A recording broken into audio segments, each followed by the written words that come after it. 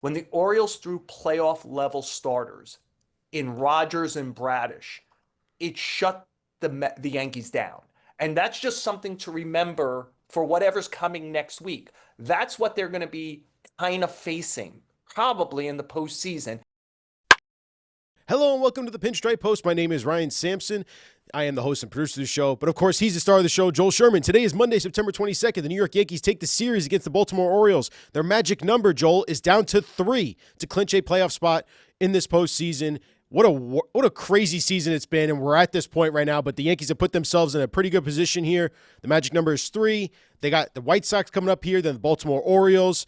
They're 2 games back in the AL East, believe it or not, so there's still somewhat of a chance there if they can make a run here and the Blue Jays slip up a little bit. We're going to break all that down on today's episode. We'll talk about Jazz Chisholm, his magical season, 30-30. Giancarlo Stanton hit his 450th home run. Ben Rice, what a monster grand slam yesterday. We're going to break it all down. But before we get to anything, as always on a Monday morning, Joel Sherman, how are you doing today, sir? I'm doing well, Ryan. I was at the Met game. First of all, on Saturday night, my son finally let me see his band live. Okay. So one of my sons, lead singer in his band, went out to a place in Ardsley and saw my son play live for the first time, which was really great. Personal sorry. Don't be sorry Love. for that. That's awesome.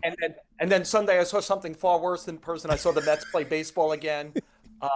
And so it's interesting, Ryan. I was thinking about it. The Mets and the Yankees kind of did this nosedive beginning June 13th. This year, where like the Mets had the best record in the sport, the Yankees had the second best, and then they both turned downward. And let's give the Yankees some props for figuring out how to kind of rectifying it and going back in a positive direction where it looks like they're A, going to get in for sure, and then B, possibly be the number one wild card seed and host how valuable hosting those 3 games are with some outside chance. You mentioned it's 2 games, it's really 3 games because Toronto has the tiebreaker. So it's very unlikely to make up 3 and 6. But they have a somewhat favorable schedule. See what happens. But they did what the Mets didn't to date.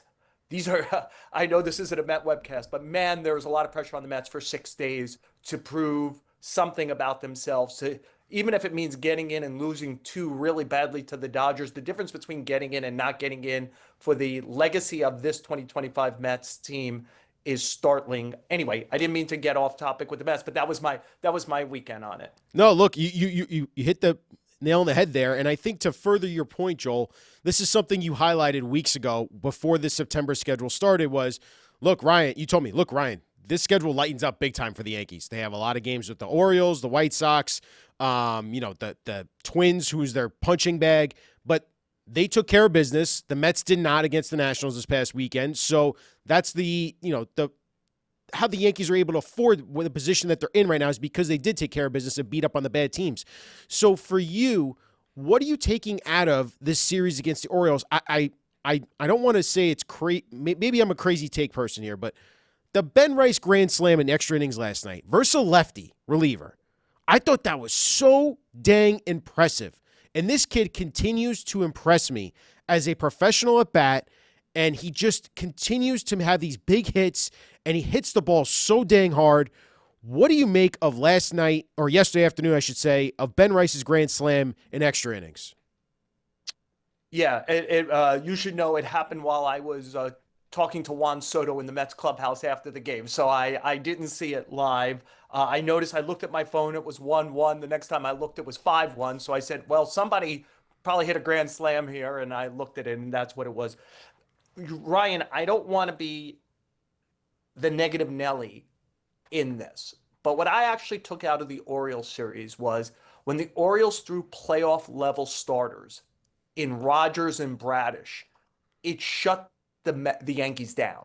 And that's just something to remember for whatever's coming next week. That's what they're going to be kind of facing probably in the postseason is really good. Like if somehow Cleveland comes up, as bad as Cleveland's overall offense might be, their run prevention's great. And if that's like Yankees Cleveland in the wild card, or they face Crochet and Bayo, who they did better against in Fenway than they had earlier in the year, you could just see Like the Orioles won one game in the series. It was when Rogers started. It was a game yesterday when Bradish started. So to me, I took that out of the series, which is the Yankees are still like even more athletic. They're still so addicted to the homer that when and mostly that's good, right? Like home runs are great, but they still have trouble against good starting pitchers manufacturing enough where it, like, and the flip side is like Fried has pitched really well recently. Rodon has pitched really well. That's going to be the opening to a playoff series. Did Schlittler put himself in a much better position to be number three if there's a game three next week? Maybe I think that's Johnny Holstaff, like somebody will start and a lot of guys would pitch if the Yankees were in that situation. But I did take out of the Orioles series the two games that felt like playoff games were a split. And the Yankees kind of like against, the Oriole bullpen found a way. And good for them. Winning games matters this time of year. As we're pointing out, the Mets played the other kind of DC Baltimore area team this week that's out of it. The Nationals are a terrible team that played terribly over the weekend and somehow took two or three from the Mets. The Yankees went to Baltimore and won three of four and put themselves in a nice position. Their last off day of this regular season. They played a lot of baseball recently. They've had very little off days. They've had a tough travel schedule. This is a well-timed off day for them to kind of like jet into these last six games and see what they could do. I do think it's important to do what is really on their plate, which is make sure the wild card games are played in the Bronx. Yeah, and look, I think the White Sox, you can't. And what do you think that is? Is that 90 wins? I was gonna ask you, like, they're right now they're 88, correct? Like they're or no, sorry, 87. 87. No, they're 88. They're 88 and 88 and 68. So is 91 is 3-3? Make sure that they play in the Bronx. Does it have to be for So whatever it is? They need to make sure the games are in the Bronx next week. And by the way, like if they're at 88, so like before the season, if I had told you the Yankees are going to win 92 games, you go, yeah, that's probably about it. yeah, Right. Like, so that feels rightish. And I think 92 actually would do it and make sure you're playing in the Bronx. So, if you win both of these series at home, take two or three from Chicago, take two or three from Baltimore, Tuesday night, Max Fried is probably pitching it in the Bronx. Well, it's interesting you say that. So the Red Sox are currently 85 wins. The Guardians and Astros are tied with 84 wins. So you figure, like you said, you take 2 out of 3 of the next 2 series, it's 4 more wins, 92. It should secure you the home wild card game. Well, if everybody at this point has played 156 and somebody's at 85, the most they could get to is 91. Yep. Right? And if you're at 84, the most you could get to is 90. So 92 is a clincher.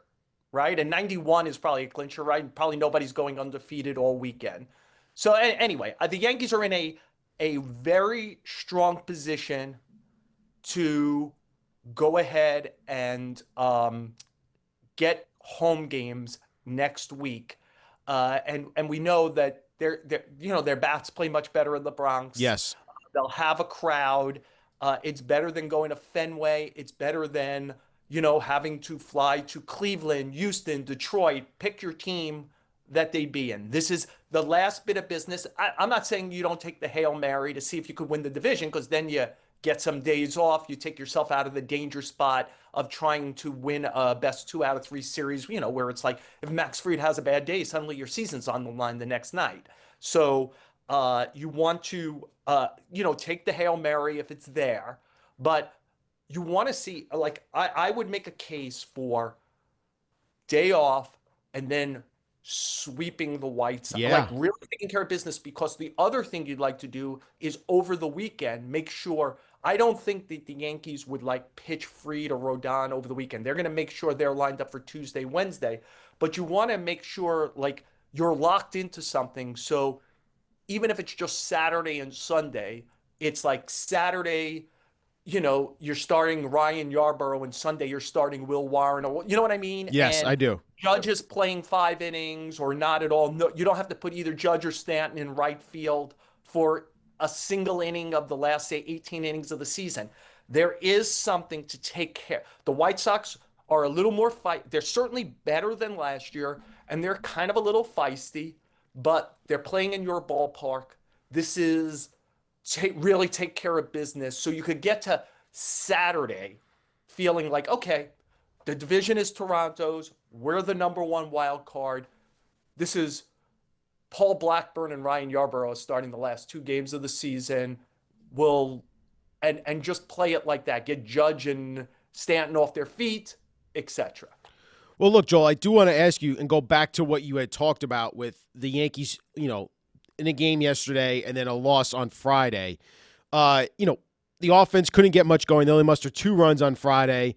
Will Warren, I thought, pitched actually pretty solid, even though he took the loss, gave up 3 earned runs on the road against the Orioles. But it's the formula for the Yanks, right? Like, they are so home run dependent. No matter how athletic they've been built, they're going to live and die by this. And that seems like how the formula is going to be for the playoffs as well. That they're going to go in with the mentality, we're just going to bash you, and we're going to outbash you as much as we can. Is that, I don't want to say, is that the wrong formula, or is that just, this is who they are, this is what they envision for this team, and that's how they're going to go about their business? Yeah, they're a 3-point shooting team. Yeah. They're a home run hitting team. That's what they're going to do, because it's interesting. Two things on it. They are more athletic, but the athleticism hasn't led to a ton of runs, because you still ultimately are going to need to put the ball in play after a guy steals second, or hit a sacrifice fly if they get to third, or get the ball in play. And it's not their strength. Their strength is hitting the ball over the fence.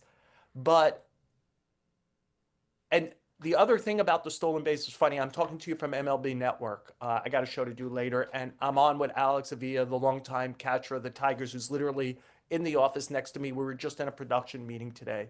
And I said, Alex, I noticed something late this season, and I can't believe it's taken this long.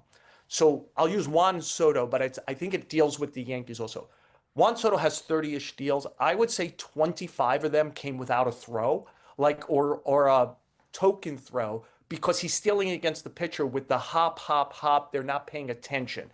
And then recently, it seems to me like they're paying more attention to that hop, hop. It's also true against the Yankees, against the Chisholms and the Caballeros. The catcher should have a peripheral vision of seeing that the runner has gotten 30, 40 feet outside of the base. And so therefore, they should be able to call it off, like stand up and say, don't throw the pitch. I think teams will be buttons up in the postseason, and that hop hop is going to lead to pickoffs and easy outs. So I've noticed it recently with the Yankees and Soto. There's been some easy outs there. And while I think the Yankees need some aggression to kind of like not fall into the staleness of 3 outs, 3 outs. When are we going to hit a homer? 3 outs, 3 outs. You do have to be cautious that the teams that get to the postseason isn't Tuesday night against the Nationals in June. They're going to be on to that stolen base technique. And I think you want to avoid at least the easy outs and taking some bats out of hands with multiple homer situations. So it's a delicate balance, because I do think the Yankees need it. Because I think the one thing that the athleticism and speed has brought is the Yankees don't seem to fall asleep for innings at a time offensively. And I think that character also plays into their whole game. I think when they're aggressive, they're also sharper on defense. Yeah. They like to me, there's a mindset of, if you sit around and wait for the 3-run homer, that's your mindset as a team, and you're in a constant passive situation instead of an aggressive situation. To me, the Yankees have been a little sharper on defense in September, and I don't think it's a coincidence that they've been more athletic and aggressive as a team.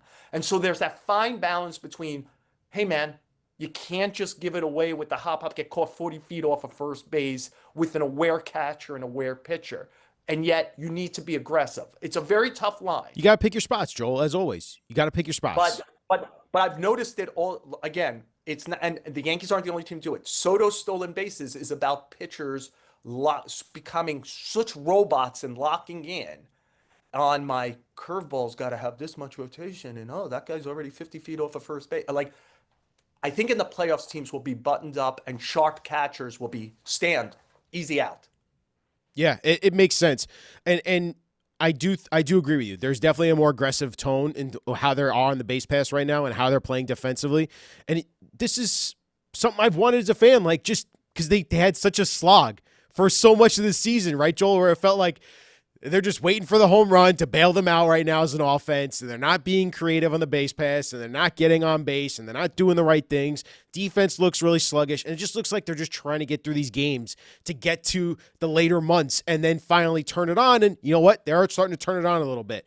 I do want to. And yet they still needed the homers to win all the games they won. They did, but you know what's funny about the homers though? We still haven't talked about Trent Grisham as well. You know, we get the Ben Rice grand slam yesterday, but Trent Grisham against the Twins in a game the Yankees needed to win.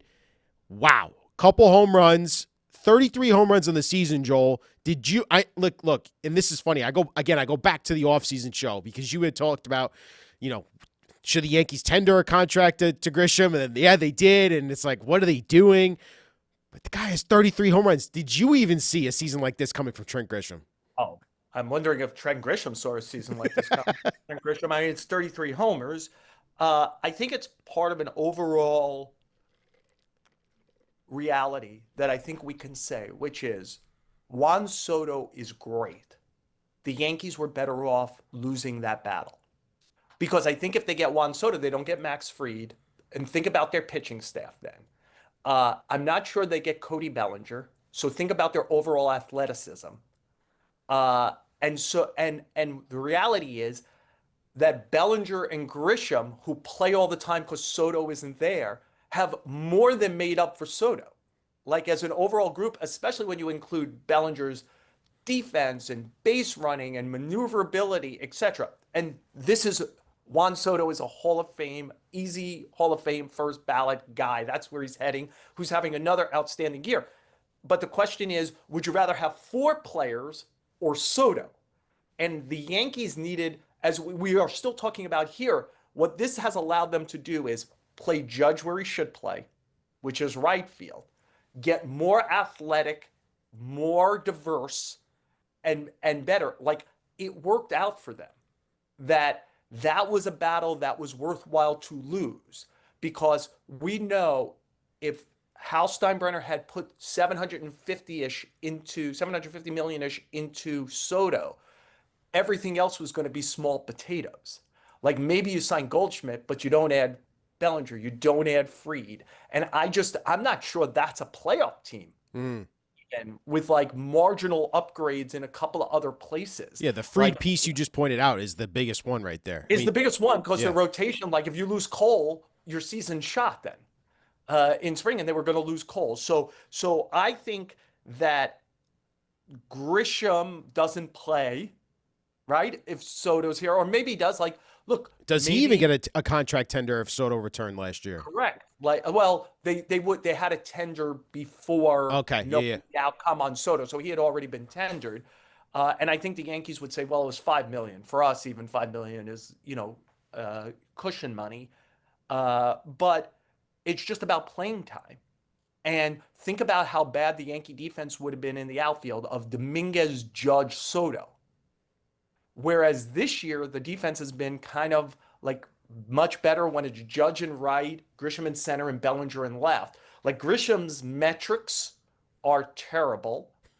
And even if we want to live with that, Bellinger's an exceptional defender, and Judge in right field before the elbow injury is an exceptional defender. And I think Grisham's a little better than the numbers. I was going to say, he gets to a lot of balls you don't think he could get to, but he does. Yes, and he knows how to play the ball off the wall.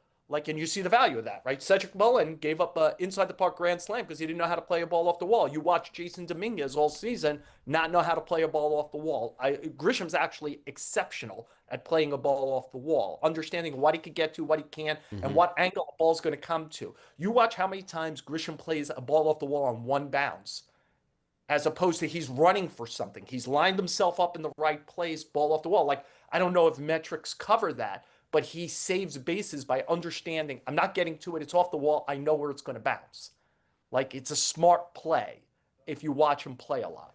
Yeah, and he's had such an impact. I feel like also on this team's like mentality and morale. There's a calmness with Trent Grisham. I think you talked about this as well with the way he plays the position, and you could see guys care like they like Trent Grisham a lot. And I know he's not the most outspoken person. He's definitely more quiet and reserved, but the guys in the locker room seem to respond to him a lot. And he's come up with big hit after big hit, even if it's the home runs. He continues to be a force for them. And I think they have a fascinating decision in the offseason, which I'm sure we'll talk a lot about when their offseason begins, whenever that is, if it's next week or next month. But I reported last week the qualifying offer is going to be just about 22 million. Like Bellinger can't get the qualifying offer because he's been made it once already. By rule, you can only be made it once, but they can make the qualifying offer to Grisham. Do they? Does he accept it? Is it better to play like 1 at 22 or go out in the marketplace and see, even with that? Because remember, there's draft pick compensation tied to that. Would he get 3 at 45 from somebody? Or like, does the rest of the industry look at him and say, yeah, this was the good walk year. Let's not get fooled by it.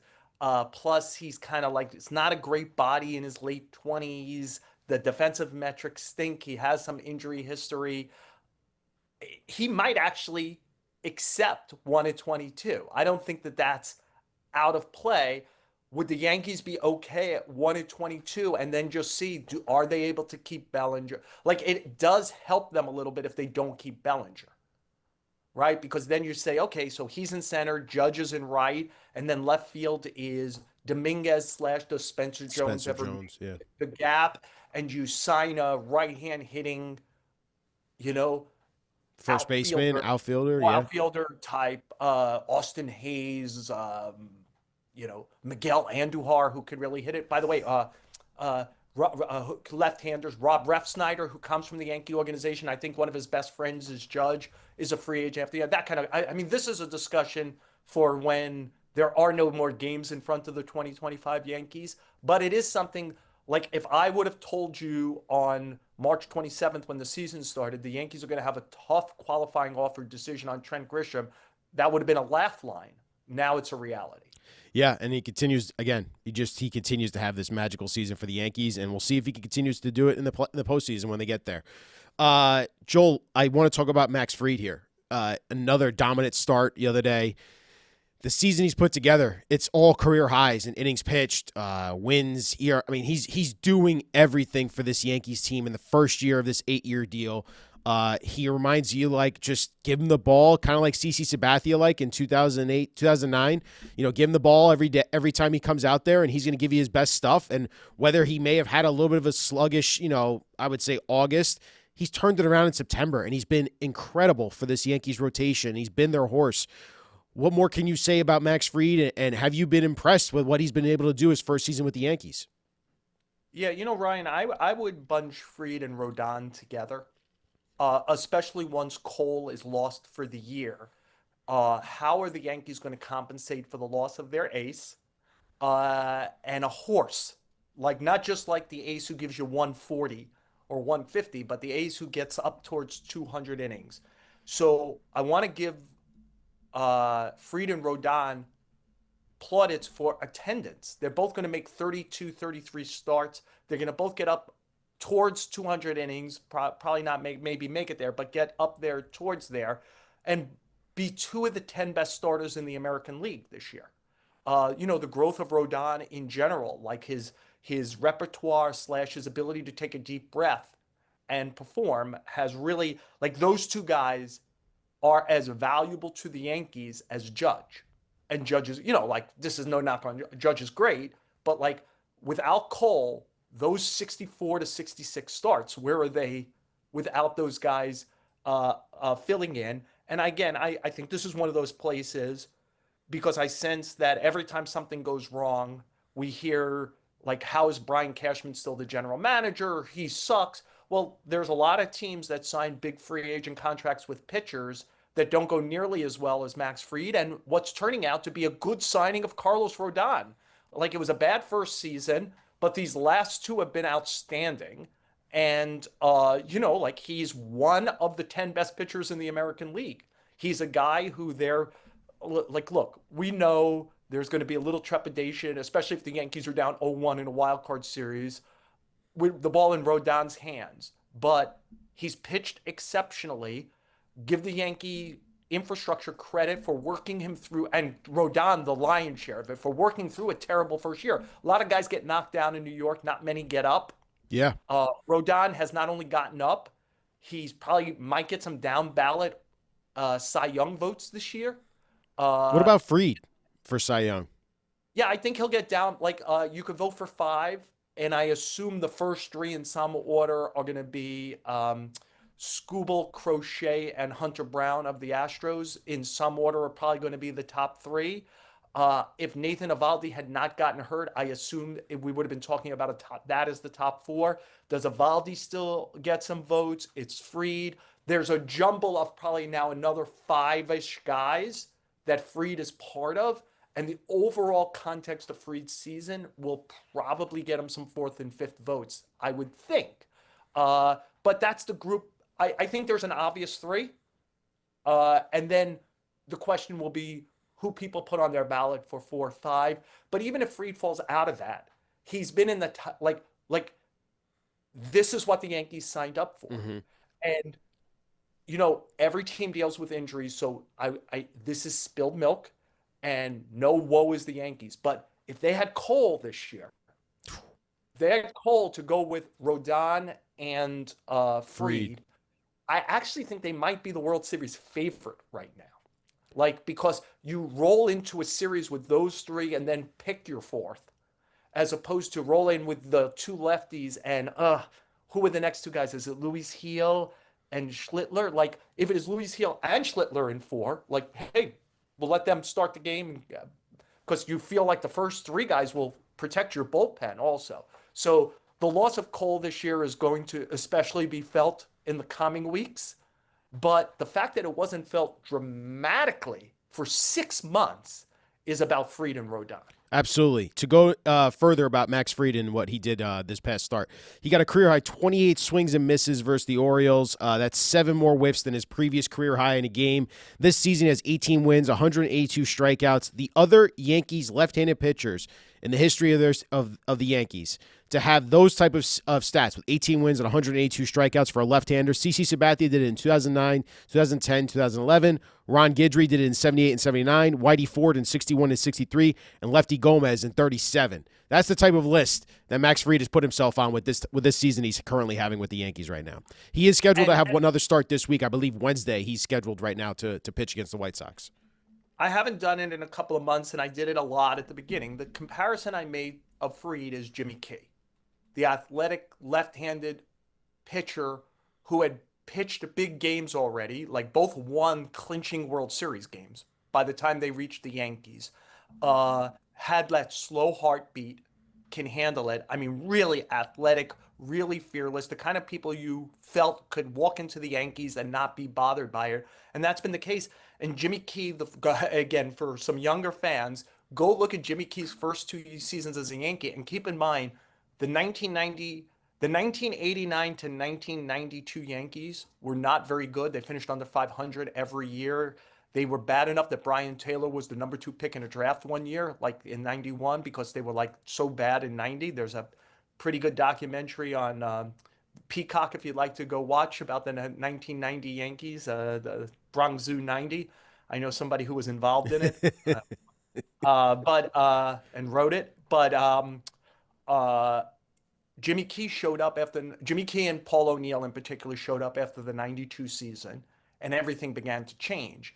And Key's ability to just not be perturbed, like Jimmy Key, you could drop like pianos next to the mound, it wouldn't have mattered. And I feel that way about Fried. He reminds me so much of Key. He reminded me of it in Atlanta. He reminded me of it when I heard the Yankees were signing him. And nothing's changed for 30-ish starts this year. He is so much like Key in the athleticism, the focus, the fearlessness as a pitcher, the repertoire. Like, he has a deeper repertoire even than Key, but like And ultimately, in 96, Jimmy Key wins the clinching game of a World Series for the Yankees after being hurt a lot in 95 and 96. So uh, if, if, if Fried is as successful as Key, who I think finished second for the Cy Young in his second year in 94 behind David Cohn. I think David Cohn won it that year with Kansas City. It's just that the comparison has stuck for me. Yeah. That hasn't changed. And that is a gigantic compliment because I think Jimmy Key was a change agent for a Yankee team that had been terrible for a long time. Rightfully, Buck Showalter and Stick Michael get a lot of credit, but on the field, Jimmy Key should get a lot of credit for that shift.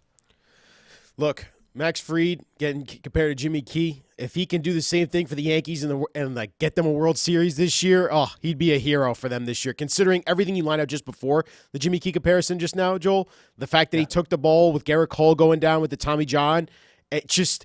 Let me ask you, actually, this is something I was thinking about, too. Garrett Cole's been very present and prominent in that dugout now. We see him shown a lot on the broadcast. Does he play a key factor here in what this rotation has been doing here a little bit lately, like giving a lot of these guys tips and advices, like approach, what'd you throw there, what'd you see, how Ben Rice might even be catching or calling the game, same thing with Austin Wells. Do you think he has a good impact on what the Yankees rotation is doing right now? I would say it's like your grandmother's chicken soup when you're sick. It doesn't hurt. So maybe it helps. To talk to Garrett Cole is to know somebody who has endless passion for pitching and also endless insight into it and an endless desire to discuss it, which if he's kind enough to do that with someone like me, I'm sure he's doing it with his teammates. So I would say yes. Why not have somebody who is boots on the ground and understands the moments and does seem to be invested, especially in the Schlittler-Warren combination, the young guys. Like do Carlos Rodon, maybe a little. Max Fried, I would think not at all need him. It doesn't hurt. But the young guys probably to have Garrett Cole go, what were you thinking? Here's what I would have thought about. That's even better than having a pitching coach because he's done it, been there, done it. Yeah, it's nice to see him in there. He's got such a serious tone to him. He's hungry for that World Series as well. I know last year's definitely eating him up considering he can't be there on the field with the team. Giancarlo Stanton, 450th career home run, Joel. You talked about Juan Soto, his first ballot Hall of Famer.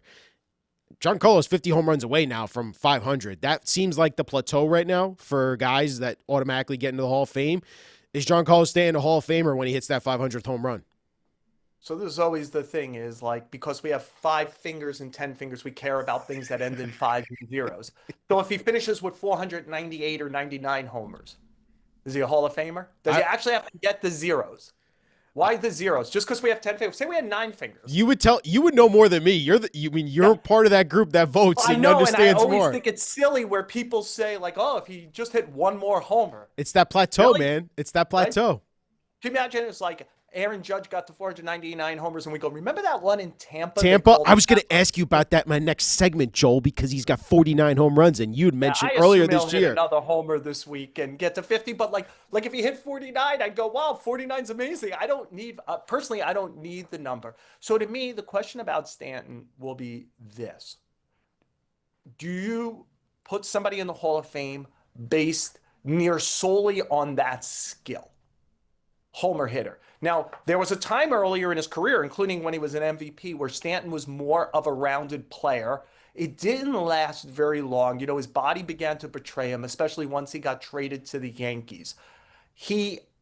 I think the most important factor is whatever number of homers he ends up with, he is also going to have a terrific, now it could go backwards the next few years, a terrific postseason legacy. And I think the combination of MVP, 500 homers, because I think it does matter to the larger voting body, where it might not matter to me, and postseason is going to be one of those where he opens at like 47% of the vote and slowly works his way. Like, I don't think he's a no-brainer first ballot guy, but I think he's going to steadily move up.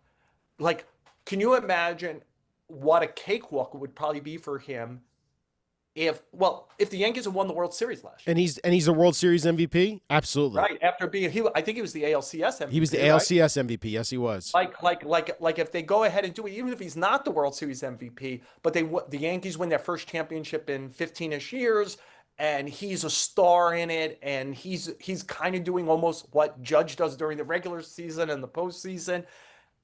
If he were to have another great postseason and they ever actually win, to me it almost feels like jumping over the goal line and getting in for him, because I'm much more.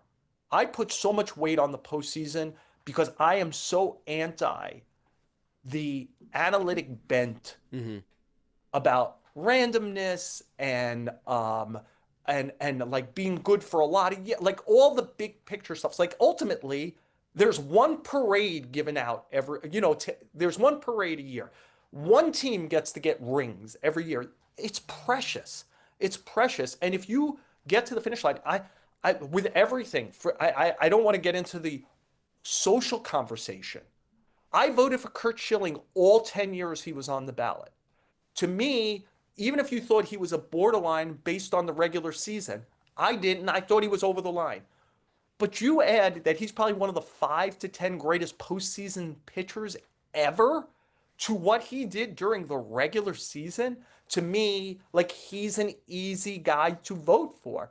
I think postseason, especially we have longer, larger postseasons now. So guys have hundreds of at bats. Starting pitchers have, you know, tens of dozens of starts if you're on the right franchise. Relievers have lots of games in the postseason.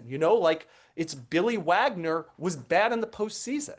Like Aroldis Chapman got traded to 2 teams. Those 2 teams only win the championship because Aroldis Chapman is on the team. Will that help him in 5 years after his career ends? Because he's going to have some Billy Wagnerish numbers plus some bad postseason stuff, right? The Altuve homer, the Rajay Davis homer, the Brosseau homer, etc. But also, he's got a 2-something ERA in the postseason in like 50 games, and 2 teams won championships because he got traded to them. Help break So the Cubs' curse, man. yeah, so I'm a postseason guy.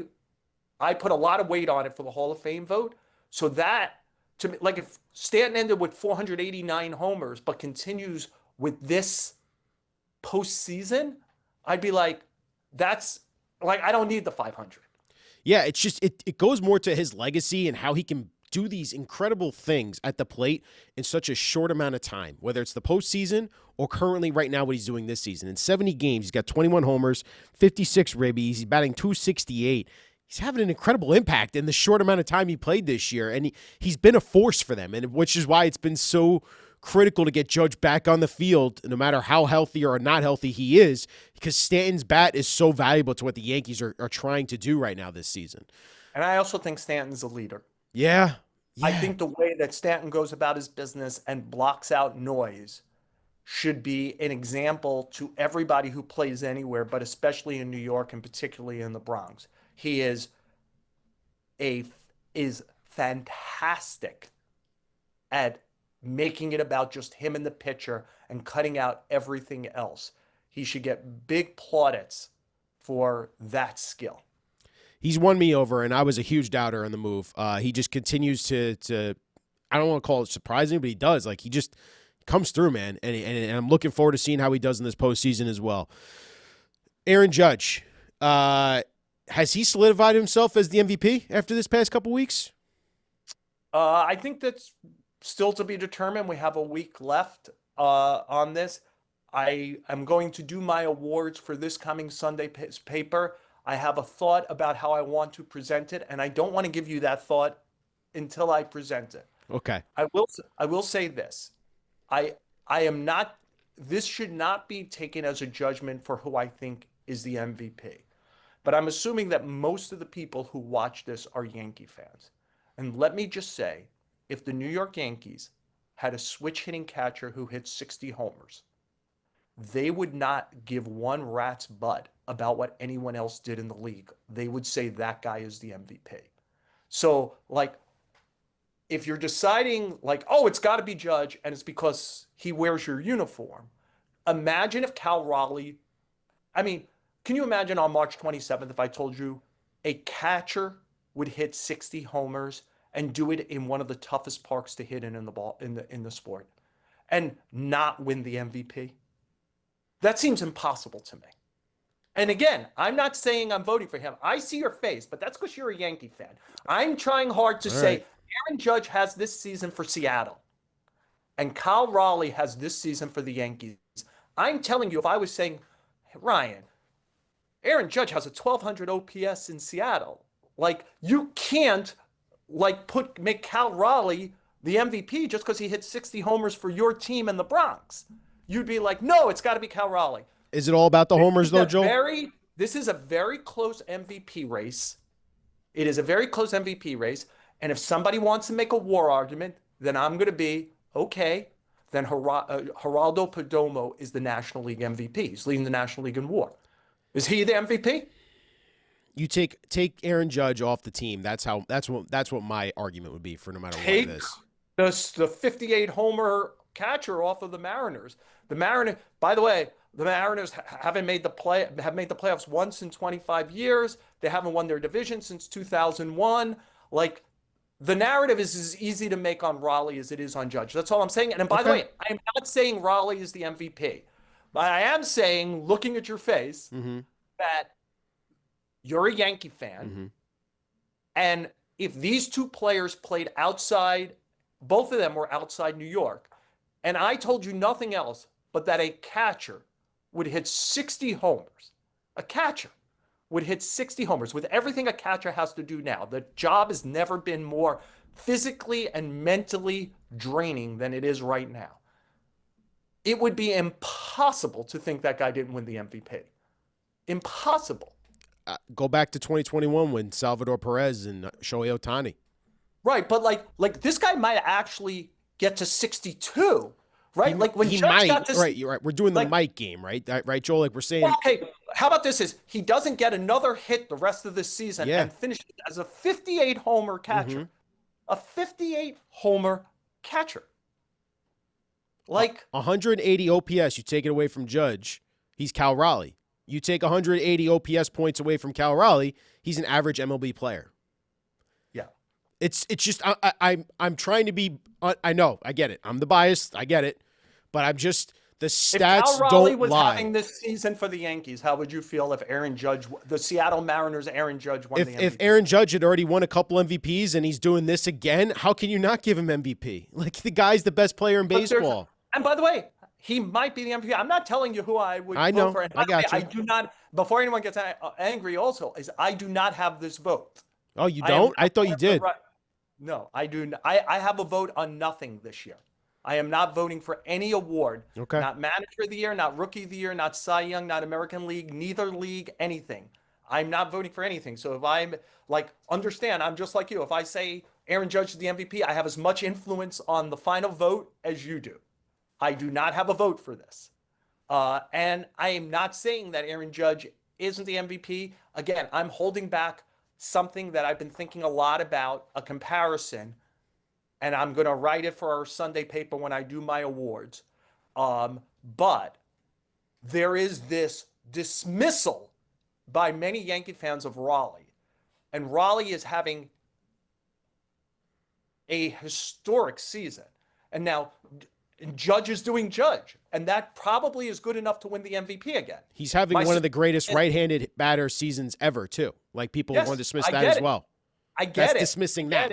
The question is a 58 hit homer catcher in a tough ballpark to do what he's doing? He's a catcher, Ryan.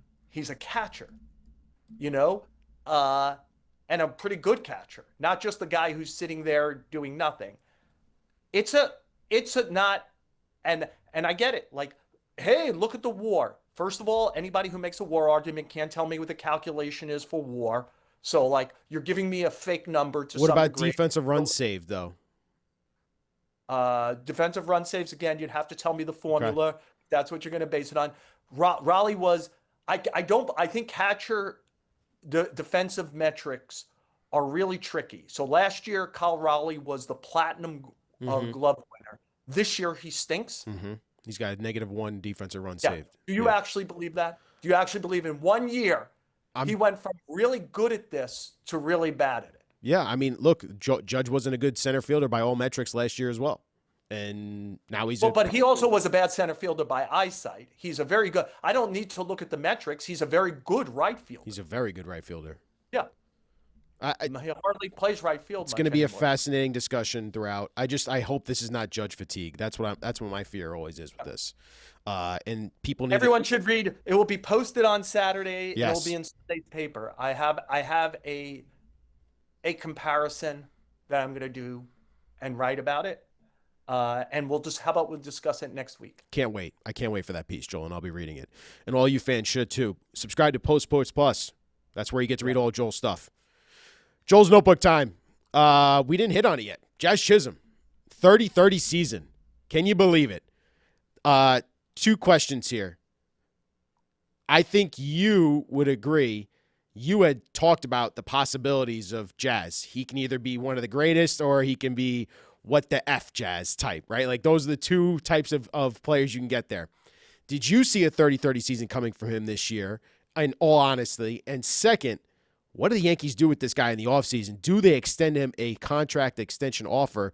Because I believe he has 1 more year control after this, correct? Yes. So there's a lot there. I think if you remember this, at some point, either in the offseason or early this year, I said Jazz Chisholm is the most talented player on the Yankees, including Judge. And I think that got a lot of like, what? Like, talented. Not everybody who's talented turns out to be even a good player. Do they turn talent into production, into performance, into consistency? Whatever skills Judge has, and obviously he has great skills, he translates them all. He's consistent. Like he's the same guy on Tuesday, Wednesday, Thursday. So the question with Jazz was always about, does he have the kind of like consistency in his behaviors, in his mentality, in his preparation, in his inning for inning, game by game stuff to fully let it flow? I'm not surprised by 30-30. I think we've seen since he became a Yankee, there's thunder in his bat. The comparison I made is left-handed Alfonso Soriano, a whippy thin guy, but the ball explodes off of his bat. And like Soriano was a 30-30 guy. Like my biggest surprise in Yankee history is there never been a left-hand hitter who had been a 30-30 guy. Like with all their history of lefty. Now I guess if Mickey Mantle was a switch hitter and you told him, hey, go steal 30 bases, I'm sure he could have done it. And there were probably 30 homers from the left side in some of those seasons. But like that surprised me a little bit. Jazz is really talented. I think job 1 for the Yankees this offseason is to sign Bellinger. I think he's very important. And if you told me I had to marry a player for the next 5 to 8 years, I would marry Bellinger before I married Chisholm. I'd get that last season out of Chisholm next year. I'd give him the qualifying offer. And then if it's the end of the relationship, I'd be okay with it. I don't want to get married to Jazz Chisholm for what I would assume, based on his numbers, would take a lot of years and a lot of money. To me, there's still an inconsistency in the player that makes me worry about how he ages. I think this has been a good trade for the Yankees, and they should run it right to the finish line next year and be thrilled that they made the trade. You know, Jazz had an interesting quote about, the possibility of an extension with the Yanks. And he said, look, I do not want to leave New York. If you have ever played here, you would never want to leave. It just depends on if they want me. Do they want to have a 40-40 player? You tell me. Yeah, well, he doesn't lack for confidence. No, he does not. Which I think helps him play here. I just think this is not the player I marry for a long time. I get because here's the thing is, you have control of him for next year, so you're not beyond this decision. You could play another year with him. He's not going for pennies on the dollar. He's going to max out even now. Like he's not going to take a discount. to stay. And if he does, it's still going to be 7, 8. Like he's a youngish player. I think he's playing at 28 this year, right? This is his age 28 season. So the question isn't, do you want Jazz Chisholm in 2027 and 2028? The question is, do you want Jazz Chisholm in 2033, 34? As he gets older and loses his athleticism, do you want that player? My answer would be no. I would be thrilled that I got what I would think is going to be his best seasons this year and next, and not have the declining athleticism and declining player on a guy I'd worry about how he ages, because he's not like the kind of guy you think, oh, he's going to think his way into, like, look at how Stanton has adapted. Like, he's such a thinking player. I think Judge has made adaptations already in his mid-30s.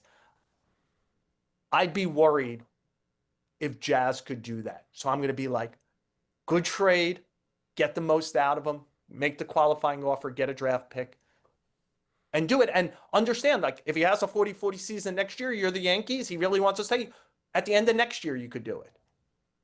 Yeah, it's just it's so tantalizing having a second baseman that could be a 30-30 or even a 40-40 guy if he can get there. Yeah. It's a luxury. It's a luxury, right? But it's a now decision, Ryan, right? Because it's like, if you told me I could sign Jazz Chisholm for 3 years, I'd be like, sure. But this is the kind of player who's going to take 7, 8 years. And a lot of his value is tied to his quick twitch athleticism on both sides of the ball. We see him do remarkable things because he's the best athlete on the field often. As that dims and you just have the baseball player, like I think the baseball player of Cody Bellinger going forward will still be a very good player as he loses, because to me, he's the second best athlete on the team. I think if a decathlon breaks out on the Yankees, Jazz wins and Cody Bellinger finishes second. It feels like they're the best athletes on the team by a lot. And believe it or not, I wonder if Ryan McMahon would finish third in a decathlon, because I think he's such a good athlete. What about Dominguez? Dominguez is pretty speedy, and Caballero as well. Yeah.